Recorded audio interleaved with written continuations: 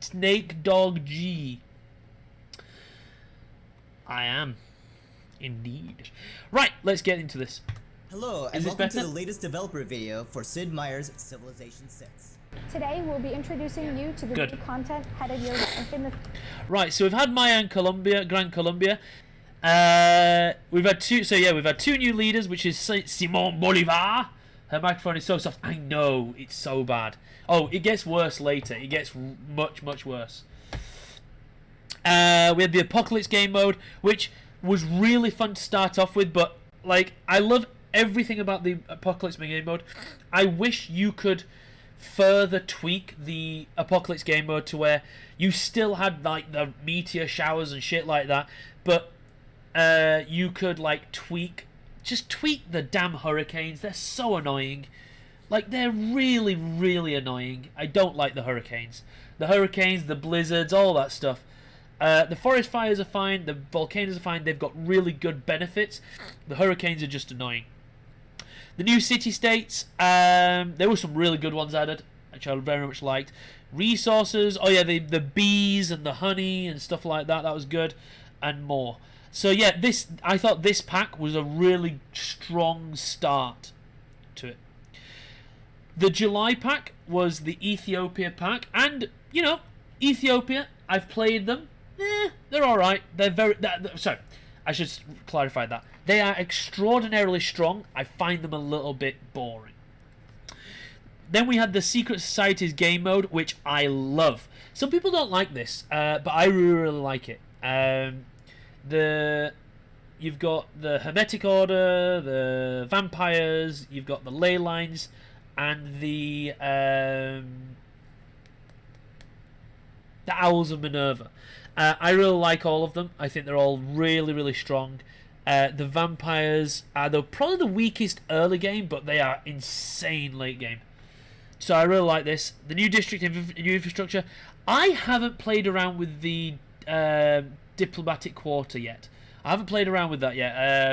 I just haven't. I don't know why. So at first thought, if I don't think about it too much, I thought that this was kind of disappointing.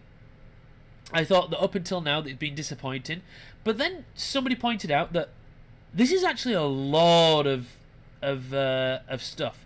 We're only like halfway through now. Halfway through. We've had 5. We've got 4 left.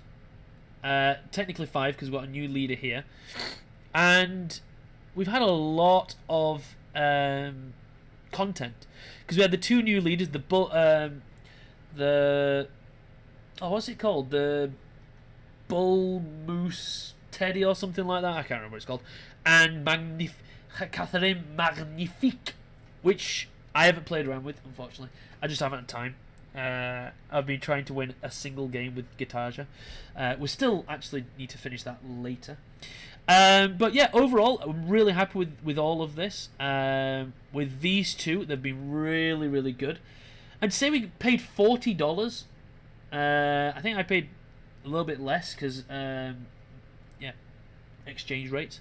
For all of this, this is quite incredible amount of things.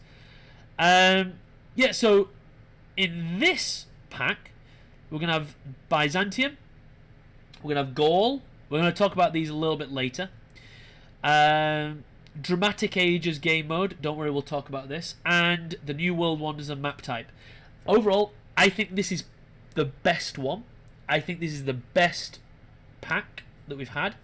I'm really happy with it. I want to know how you guys feel, so please sound off in the chat if you like this, and if you don't. Alright, let's carry on. 3rd DLC of the New Frontier Pass. The 2 new civilizations coming your way in the DLC 3 content pack. This is annoying me. Shave your chest. Are Byzantium and Gaul. Now, of the two new civilizations, I am most excited for Gaul. I'm really excited for Gaul. Byzantium, I'm pretty excited for, but Gaul, oh my word. We'll talk more about them in a little bit. Coming with those 2 new civilizations are 2 new Yeah, like, button this shirt up and hide the chest hair. leaders, new districts, and new units. In addition to that, we have 2 new world wonders, Gaul, sounds like you'll get horse upgrades. Yeah, we'll talk about map that. script, and a new game mode. As much as we don't want to keep you in So see, she's her eyes are off center, like, okay, but her eyes are looking like over here. It's very suspense until the first looks for off-putting. those civs, that's exactly what we're going to do. What we can tell you is that Byzantium is all about conquest, be it militarily or... Okay.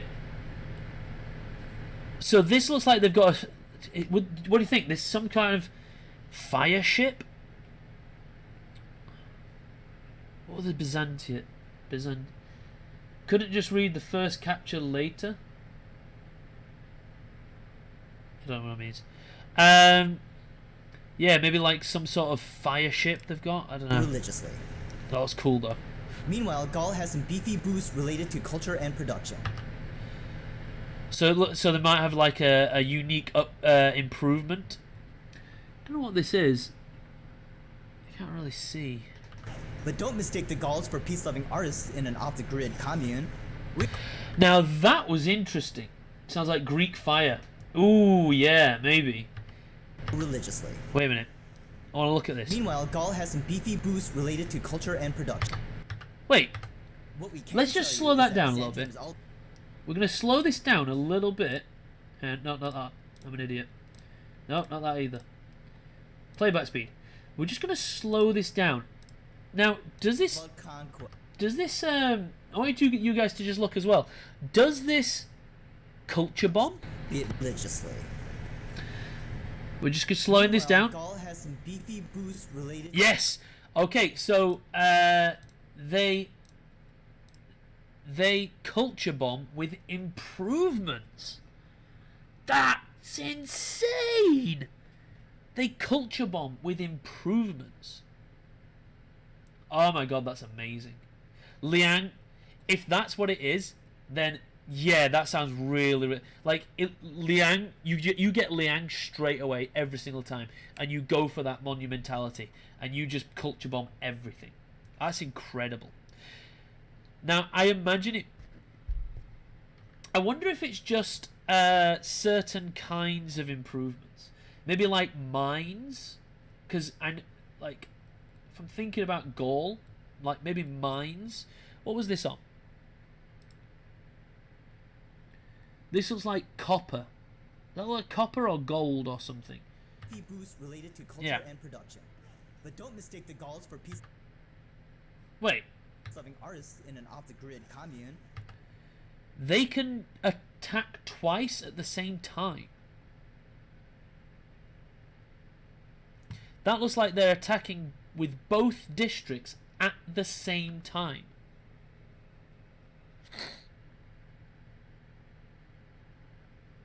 Am I wrong there? That's what it looks like, right? Also, what is this map? The hell? That is terrible placement. We had a lot of fun brainstorming animations for Gaul's leader in particular. Thus far, for Civilization 6, we haven't used motion capture technology.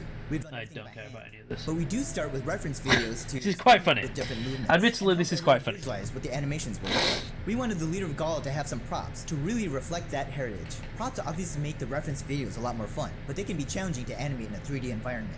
We pulled it off though. Our art teams are pretty insanely talented. Okay. Speaking of art, cool. this DLC pack introduces 2 new world wonders. Build the bio. Okay, so the biosphere. If I remember rightly, this is the Montreal biosphere. So I think it's going to be to do with culture, tourism, all of that good stuff. Biosphere to increase appeal for marsh and rainforest tiles. Marsh increases appeal to marsh and rainforest tiles. In Gathering Storm, it will also boost power and tourism. Power and doesn't sound too like. there are 2 world wonders you build when you're doing culture and tourism. It's Cristo Redentor and what's the other one? Cristo Redentor and what's the other tourism one that you get? The Eiffel Tower. Because Eiffel Tower increases all of your tiles. This just affects your marsh tiles. While in other rule sets, it grants bonus science for every marsh, rainforest, or woods tile. In other game modes, it bonus science. I wonder what game modes they're talking about. The Statue of Zeus gives free military units to the city that builds it, Now this I'm looking forward to. and increases production towards anti-cavalry units. This I'm looking forward to. So, back in Civilization 3, which is the one that I started on, the Statue of Zeus created ancient cavalry every 8 turns, if I remember rightly. And it looks like they're... Oh, I did not mean to do that, sorry. It looks like they're kind of trying to buff anti-cavalry, because I think they know that anti-cavalry is a little bit weak in Civilization 6, and this is an interesting way to buff the anti-cavalry, which I think is a really good thing to do, because I think when's the last time any of you built spearmen? Let's be honest, when did you last build spearmen? I'm going to wait for someone to say when they last built spearmen. Yeah, that's what I thought. We'll also be introducing a new map script, the Highlands. I'm really excited for this this new map type. It looks amazing. I love seeing mountains in Civilization. So I'm really excited for this. This vast sweeping landscape is dominated by hills and So it looks like there's very small seas and loads of mountains. I love this. This I am 1000% down for. and mountain ranges. These will present some interesting strategic and tactical choices and challenges for certain civs, like Korea, Ethiopia, and even Bull Moose Teddy, with his passion for national parks. The Byzantium and Gaul pack will also introduce a new game mode. Dramatic ages. I like this. I've been like, because Golden Ages always feel really impactful, but Dark Ages don't. Dark Ages always feel like, it's okay. I lose a little bit of loyalty, not much, but this I will definitely play with, because this is how it should have been from the start. This is how the ages should have been done from the start. Years ago, we played around with a prototype where Dark Ages felt really dark. Back-to-back Dark Ages would actually cause you to lose cities and turn them into barbarian camps. This turned out to be so frustrating that the QA team raided my office with pitchforks and demanded that it be taken out. See, that is, I mean, I don't know, like, if you have back-to-back Dark Ages, I find that a really interesting way to punish you. You should be punished if you get back-to-back Dark Ages. Do you know how easy it is to not get back-to-back Dark Ages? If you get back-to-back Dark Ages, you should be punished. Like, I agree with this hairy-chested man here. I don't remember his name. We've always liked the idea of a Dark Age being more threatening and a Golden Age being more rewarding. Dramatic Ages is an optional game mode where This game mode makes Dark Ages and Golden Ages more potent than ever. Heroic Ages are removed, and players can only be in a normal age in the first era. After that, they will earn either a dark... Oh! So you don't even get normal ages, you only get Dark and Golden Ages. That's so cool. Instead of making dedications, players will get access to powerful new social policies based on their age. Dark policies make a return with refreshed, powerful effects.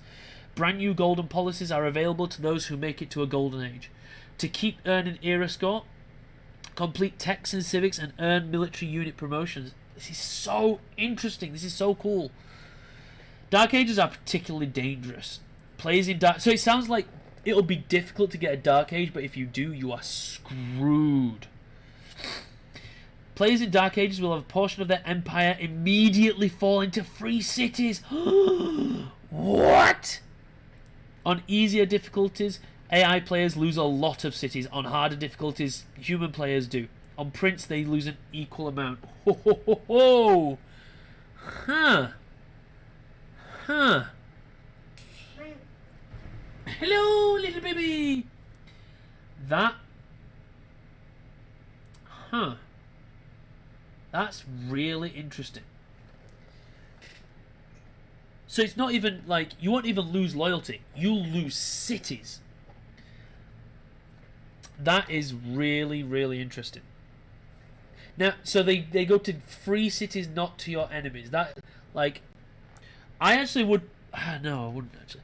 I'd like it if they spawned like barbarian camps, but I suppose some people really hate barbarian camps, guys. Like they hate barbarian camps.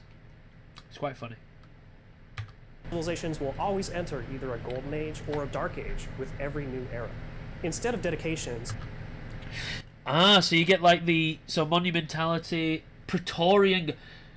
the Praetorian Guard. Wounded units can heal plus 10 HP per turn, plus 2 production to encampment districts and buildings. That's not bad. This is, just reform the Cornish. Sakdina, that's new. While your projects are active, each of your citizens exert 0.5 loyalty pressure to their city. Right. So, this is making projects a little bit more impactful. Any more new ones that I can see? Nope. Exodus of the Evangelist. Good lord, I couldn't say that word. Every new age brings access to new and updated golden policies and dark policies. Our research also showed that some of you out there, surely no one watching this video, but some of you, were trying to game your era scores to not go past what you needed to earn. Literally everybody does this. Everybody games their era score so you don't get too far over. Because if you go too far over, it makes the next one so much more difficult to get. So, for example, if you need 105 era score for a golden age, and you get 140, the next normal age will be like 250. So it just makes it so much harder. So everybody does this. In a golden age, in dramatic. Okay, so Golden Age effects. You will earn 1 era score for every technology or civic you complete. You'll earn 1 era score for every military unit that earns a promotion after its first. And okay, so this is interesting. This is really interesting. So you earn. So this is huge. This is so different. This is like a whole new game. That is genuinely really, really interesting. I love this. I'm going to be playing the shabba-dabba-doo after this. Is never wasted. If you enter a golden age with any extra era score, it will increase citizens' loyalty pressure on nearby civs. Additionally, the chaos brought by Dark Ages Dawa. I've never heard of that. can cause your cities to immediately rebel. Dramatic Ages also reworks one of our older civs, Georgia, with the Dramatic I've never played Georgia and never intend to. Ages mode enabled. Georgia can use Dark Age policies. Ooh, we got some more here. Alright, so how am I supposed to say this? Samodurjavier. Plus 50% production in your capital, but all governors are neutralized and cannot be re-established. What? Who would put that in? Soft targets. Plus 10 combat strength versus city attacks and district defenses, but -3 against units. Ooh, so that's okay, interesting. Robber barons, plus 50% gold and 25% production in cities without either the bank or shipyard, but -2 amenities. Okay. Culture, industry. So, heartbeat of steam, we all know. Despotic paternalism. Plus 4 loyalty paternal cities with the governors, but -15%. Nobody should ever get this. Yeah, don't ever get this. Cities receive plus 1 culture for every specialty district. Oh, we know that one, yeah. We know that. That's an old one. These are some really interesting ones. This one would only be in if you're going for a domination. Like, like a vast domination. I like these. These are really interesting. So if I'm plugging in, I'm putting. Oh, you wait. You keep the cards. So if you go Dark Age, Golden Age, it looks like you keep the cards, because this guy looks like he's in a Golden Age, but you have Dark Age cards. That's really interesting. Even in a Golden Age. Golden Ages also reward Georgia an extra wild card slot. In addition, Wait, what was it? With the Dramatic Ages mode enabled, Georgia can use Dark Age policies even in a Golden Age. Ah, right, so it's only Georgia that can do that. Right, okay, sorry. Golden Ages also reward Georgia an extra wild card slot, in addition to the current 50% production boost toward defensive buildings. I could not give a monkey's. Finally, the challenges presented by the Dramatic Ages He's fit good. really well with the game's existing difficulty settings. On lower difficulties, the AI loses more cities than humans do in the Dark Ages. However, on higher difficulties, the player loses more cities than the AI, giving you a chance to really earn those victories. That's interesting. What just happened? Look. Humans do in the Dark Ages. However, So this Geneva is a city-state, on higher difficulties, but it goes to a free city, not to the back to the city-state. So the new unique unit for Gaul looks like they are anti-cavalry, which is weird. I would have thought they would be cavalry, some sort of cavalry unit in the ancient era, or it wouldn't be the ancient era, would it? It'd be the classical era. Right, hang on. Wait a minute. We need to look at this. So this is the new civilization, Gaul. Anything we can see that's new. That's the new unit. It looks like the new unit. Unless they've just redone how spearmen look, that's the new unit. Because the spearman is like two things like that. Two spears like that. Interesting.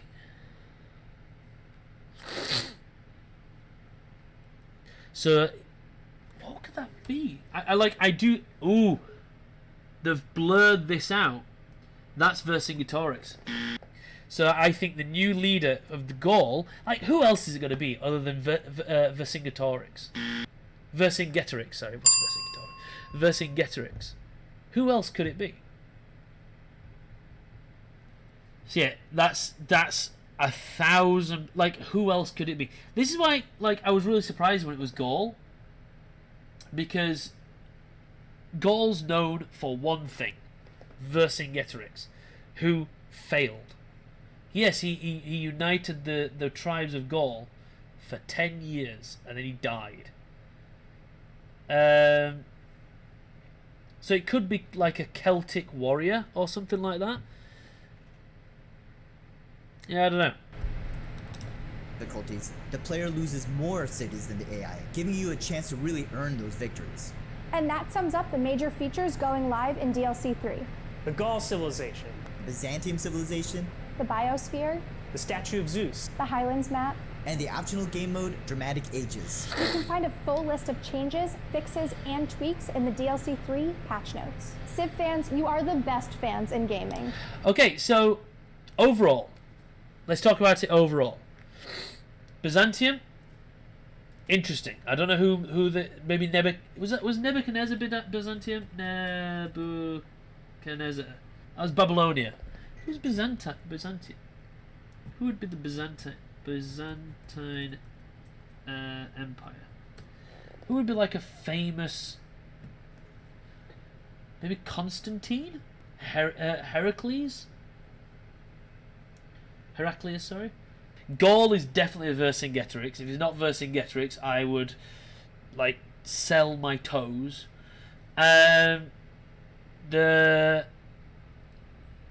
just go back to this.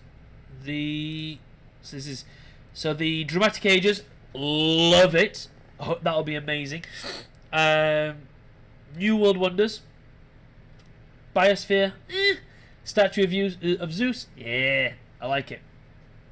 And the fact that they're pushing anti-cavalry fits in with this little screen cap that we got, which is that the new Gallic unit looks like it's going to be anti-cavalry, like a Celtic warrior or something, like a woad warrior or something. The new map type, Highlands, love it. I think that'll be really, really good. So yeah, this looks like it's a really interesting map pack. So yeah, that is my in-depth analysis of the new Frontier Pass pack. Yeah, so what we'll do now is we'll carry on playing some Civilization 6. I wonder how games need bees, sort of bees.